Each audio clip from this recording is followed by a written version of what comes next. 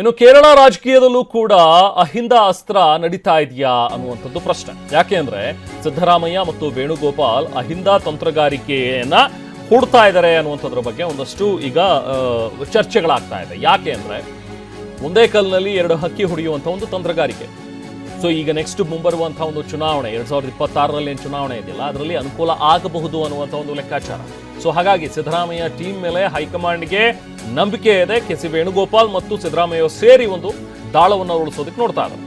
So Kerala CM ರೇಸ್ನಲ್ಲಿರುವಂತಹ ಕೆ.ಸಿ. ವೇಣುಗೋಪಾಲ್ ಅವರು ಈಗಾಗಲೇ ಸಿದ್ದರಾಮಯ್ಯ ಪರ ವೇಣುಗೋಪಾಲ್ ಅವರು ಸಾಕಷ್ಟು ಒಲವನ್ನು ತೋರಿಸಿರೋದು, ಅವ್ರ ಪರವಾಗಿ ಮಾತಾಡ್ತಾ ಇರುವಂಥದ್ದು, ಅದನ್ನೆಲ್ಲವೂ ಕೂಡ ನಾವು ಗಮನಿಸ್ತಾ ಇರ್ತೇವೆ. ಸೊ ಹಾಗಾಗಿ ಕಾಂಗ್ರೆಸ್ ಗೆಲ್ಲಬೇಕು ಕೇರಳದಲ್ಲೂ ಕೂಡ ಅನ್ನುವಂಥದ್ದಿದ್ರೆ ಅಲ್ಲೂ ಕೂಡ ಈ ಅಹಿಂದ ಅಸ್ತ್ರವನ್ನ ಪ್ರಯೋಗಿಸೋಣ ಅಂತ ಹೇಳಿ ಅಲ್ಪಸಂಖ್ಯಾತ ಮತ್ತು ಹಿಂದುಳಿದ ಮತ್ತು ದಲಿತರು, ಸೊ ಈ ಮೂರು ಸಮುದಾಯಗಳನ್ನು ಒಗ್ಗೂಡಿಸೋದು. ಕೇರಳದಲ್ಲಿ ಅಫ್ಕೋರ್ಸ್ ಈಗ ಅಲ್ಪಸಂಖ್ಯಾತರ ಮತ ಬಹಳ ಪ್ರಾಮುಖ್ಯತೆಯನ್ನು ಪಡ್ಕೊಳ್ಳುತ್ತೆ ಅನ್ನುವಂಥದ್ದನ್ನು ಕೂಡ ಗಮನಿಸಿರುವಂತಹ ಕಾಂಗ್ರೆಸ್ ಆ ಮತಗಳನ್ನು ತಮ್ಮ ಬುಟ್ಟಿಗೆ ಸೆಳೆಯುವಂಥ ಒಂದು ಪ್ರಯತ್ನದಲ್ಲಿದೆ. ಕೇರಳದಲ್ಲಿ ಕಾಂಗ್ರೆಸ್ ಗೆಲ್ಲೋದಕ್ಕೆ ಅಹಿಂದ ಕಾರಣ ಆದರೆ ಮುಂದೆ ಸಿಎಂ ಸಿದ್ದರಾಮಯ್ಯಗೂ ಕೂಡ ಅನುಕೂಲ ಆಗುತ್ತೆ ಅನ್ನುವಂಥದ್ರಲ್ಲಿ ನೋಡೋದು. ಸಿದ್ದರಾಮಯ್ಯ ಅವರನ್ನ ಸಿಎಂ ಸ್ಥಾನದಲ್ಲಿ ಉಳಿಸೋದು, ಕೆ.ಸಿ. ವೇಣುಗೋಪಾಲ್ರನ್ನ ಸಿಎಂ ಸ್ಥಾನಕ್ಕೆ ಏರಿಸೋದು, ಇದು ಒಂದು ಪ್ಲಾನ್. ಇದರ ಭಾಗವಾಗಿನೇ ಇವತ್ತು ಸಿದ್ದರಾಮಯ್ಯ ಅವರು ಕೇರಳಕ್ಕೆ ಪ್ರವಾಸ ಮಾಡ್ತಾ ಇದ್ದಾರೆ. ಎರಡೆರಡು ಕಾರ್ಯಕ್ರಮ ಇದೆ ಅಲ್ಲಿ ತಿರುವನಂತಪುರಂನಲ್ಲಿ.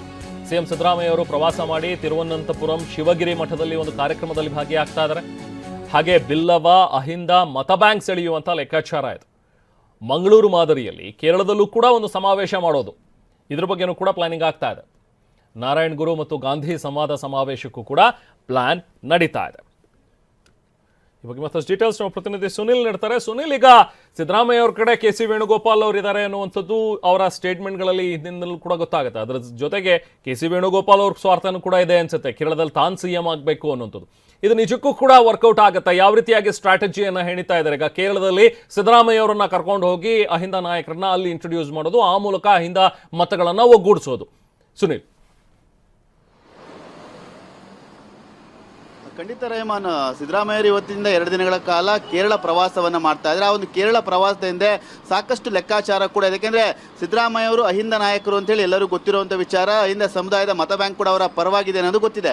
ಈ ಒಂದು ಲೆಕ್ಕಾಚಾರವನ್ನು ಇಟ್ಕೊಂಡು ಅಹಿಂದ ಅಸ್ತ್ರವನ್ನು ಕೇರಳದಲ್ಲೂ ಕೂಡ ಪ್ರಯೋಗ ಮಾಡಲಿಕ್ಕೆ ಎಲ್ಲ ರೀತಿಯಾದ ಸಿದ್ಧತೆಗಳನ್ನ ಈಗಾಗಲೇ ಕೆ.ಸಿ. ವೇಣುಗೋಪಾಲ್ ಅವರು ಕೂಡ ಮಾಡ್ಕೊಳ್ತಾ ಇದ್ದಾರೆ. ಪ್ರಮುಖವಾಗಿ ಈಗಾಗಲೇ 2026ಕ್ಕೆ ಏಪ್ರಿಲ್ ಮೇಯಲ್ಲಿ ಕೇರಳ ಚುನಾವಣೆ ಬರುತ್ತೆ. ಈ ಒಂದು ವಿಧಾನಸಭೆ ಚುನಾವಣೆಯಲ್ಲಿ ಕಾಂಗ್ರೆಸ್ನ ಅಧಿಕಾರಕ್ಕೆ ತರಬೇಕು ಅಂತಂದ್ರೆ ಅಹಿಂದ ಒಂದು ಕಾರ್ಡನ್ನು ಪ್ಲೇ ಮಾಡಬೇಕು ಅಂತೇಳಿ ಕೆ.ಸಿ. ವೇಣುಗೋಪಾಲ್ ಅವರು ಮತ್ತು ಸಿದ್ದರಾಮಯ್ಯ ಅವರು ಸೇರಿ ಒಂದು ತಂತ್ರವನ್ನು ಕೂಡ ಹೆಣಿತಾರೆ ಅನ್ನೋ ಒಂದು ಮಾಹಿತಿ ಕೂಡ ಲಭ್ಯವಾಗಿದೆ. ಯಾಕೆಂದ್ರೆ ಅಹಿಂದ ಮತಗಳು ಹೆಚ್ಚಾಗಿ ಇರುವ ಹಿನ್ನೆಲೆಯಲ್ಲಿ ಆ ಒಂದು ಕೇರಳದಲ್ಲಿ ಆ ಒಂದು ಮತಗಳಿಂದ ಕಾಂಗ್ರೆಸ್ಗೆ ಅನುಕೂಲವಾಗುತ್ತೆ. ಸಿದ್ದರಾಮಯ್ಯ ಅವರನ್ನ ಅಲ್ಲಿ ಬಳಸಿಕೊಂಡು ನಾವು ಪ್ರಚಾರವನ್ನು ಮಾಡ್ತಾ ಹೋದ್ರೆ ಕಾಂಗ್ರೆಸ್ ಗೆಲ್ಲಲಿಕ್ಕೆ ಅನುಕೂಲವಾಗುತ್ತೆ, ಅಧಿಕಾರಕ್ಕೆ ಬರುತ್ತೆ ಅನ್ನೋ ಲೆಕ್ಕಾಚಾರವನ್ನು ಕೆ.ಸಿ. ವೇಣುಗೋಪಾಲ್ ಅವರು ಕೂಡ ಮಾಡಿದ್ದಾರೆ. ಯಾಕೆಂದ್ರೆ ಸಿದ್ದರಾಮಯ್ಯರ ಪರವಾಗಿ ಮುಖ್ಯಮಂತ್ರಿ ಬದಲಾವಣೆಯ ವಿಚಾರಗಳು ಬಂದಂತ ಸಂದರ್ಭದಲ್ಲಿ ಹಿಂದಿನಿಂದಲೂ ಕೂಡ ಕೆ.ಸಿ. ವೇಣುಗೋಪಾಲ್ ಅವರು ಮುಖ್ಯಮಂತ್ರಿ ಸಿದ್ದರಾಮಯ್ಯ ಅವರ ಪರವಾಗಿದ್ದಾರೆ.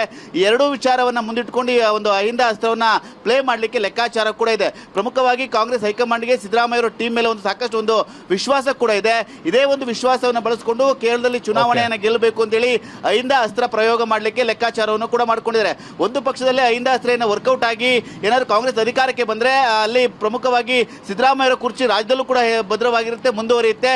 ಅಲ್ಲಿ ಕೆ.ಸಿ. ವೇಣುಗೋಪಾಲ್ ಅವರು ಕೂಡ ಅಧಿಕಾರಕ್ಕೆ ಮುಖ್ಯಮಂತ್ರಿ ಸ್ಥಾನವನ್ನ ಅಲಂಕರಿಸಬಹುದು ಅನ್ನೋ ಲೆಕ್ಕಾಚಾರ ಕೂಡ ಇದೆ. ಈ ಒಂದು ನಿಟ್ಟಿನಲ್ಲಿ ಕರ್ನಾಟಕ ಮಾದರಿಯಲ್ಲಿ ಕೇರಳದಲ್ಲೂ ಕೂಡ ಅಹಿಂದ ಅಸ್ತ್ರವನ್ನ ಪ್ರಯೋಗ ಮಾಡಲಿಕ್ಕೆ ಎಲ್ಲಾ ರೀತಿಯ ಸಿದ್ಧತೆಗಳನ್ನ ಸಿದ್ದರಾಮಯ್ಯ ಮತ್ತು ಕೆ.ಸಿ. ವೇಣುಗೋಪಾಲ್ ಅವರು ಮಾಡಿಕೊಂಡಿರುವಂತದ್ದು Rehman. Okay, thank you Sunil.